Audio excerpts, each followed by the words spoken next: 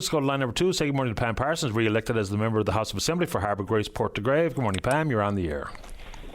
Good morning, Patty, and good morning to all your listeners. It's a beautiful fall morning out here, but I just wanted to call in and say thank you again to my constituents for re-electing me. This is my 4th general election now. It feels like quite a long time. It's 2015 is when I was first elected, but I just wanted to say thank you to all the support, and it's been a long month, as you can appreciate, on the campaign trail, knocking on as many doors as we possibly can, but and hearing a lot of good feedback from people and the concerns people have, and just ready to get back at it. Obviously in a different role, because I've been in government ever since I've been elected, but as we know, we are now in the official opposition.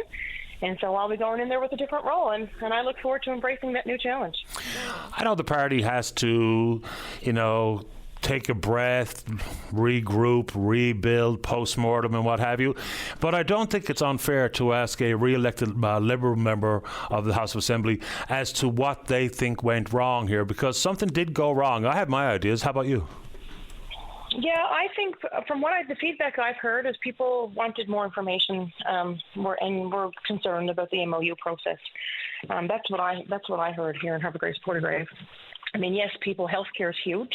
That was a big concern from many people, and rightfully so. As we know, healthcare is at a pivoting point. It needs to change. We're operating from a model from decades ago. But that said, the health accord. We have undergone the health accord, as we know. Recommendations have started to be implemented. Pat Parfrey, of course, leading that. But it's going to take some time. But that said, we know change is definitely needed, and it's not unique to Newfoundland and Labrador. We know this is happening across the entire country. So healthcare, cost of living, we're seeing a global cost of living crisis. A lot of people are hurting. A lot of people are struggling. And I mean, even people who are making good wages, good livings, are also finding it difficult.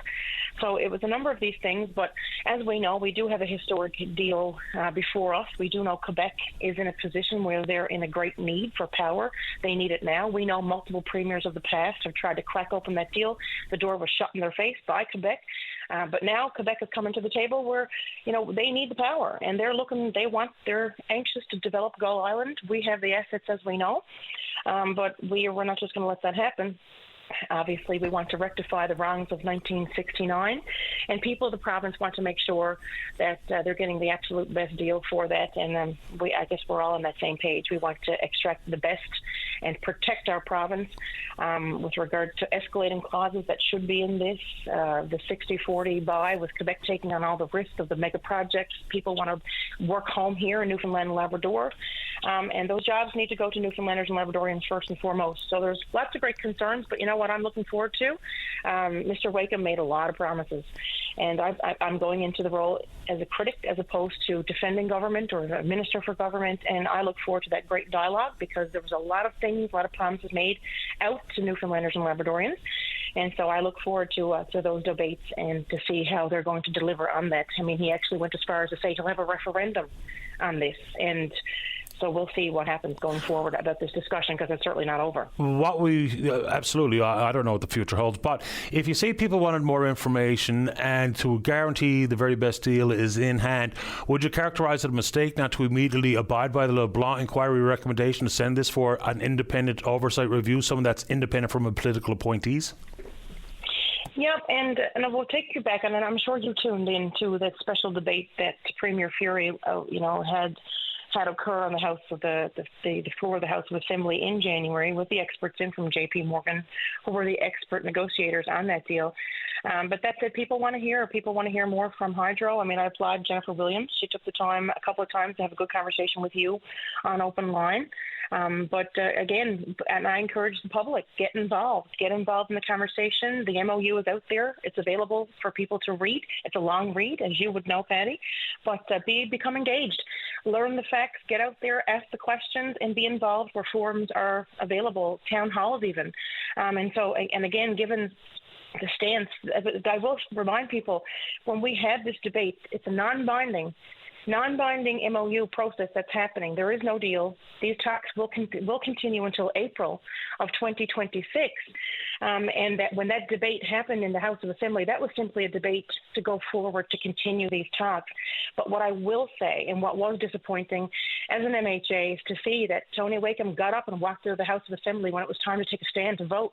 Him and his caucus, they left the building. Literally, they did not take a stand, whether they agreed with it, whether they didn't agree with it, or what. They got up, they left. They did not exercise their democratic right. So every constituent represented by MHAs who walked out of the House that day did not have a voice. I applaud the NDP. I applaud the independents. They took a stand. They took a vote. And that's what it's about. It's not about walking out. You're elected here to do a job in the House of Assembly, and everybody should exercise that right on behalf of their constituents. I always say, when I stand to talk in the House of Assembly, it's not about my opinion only. I represent thousands of people. I'm representing them. I'm representing their concerns. And I expect nothing less from every member who takes that oath. And we're all going to be sworn in to take our oath. So again, I look forward to this. I'm a journalist prior to this life in politics, as you know. My job is to ask questions and to get the facts out there. And believe you me, as an opposition member, I have full intent on doing that for the people of the province, not just in my district, but the entire Newfoundland and Labrador. I appreciate your time. Congratulations on your re-elections. Thank you, Pam. Thank you, Patty. You're welcome. Bye-bye.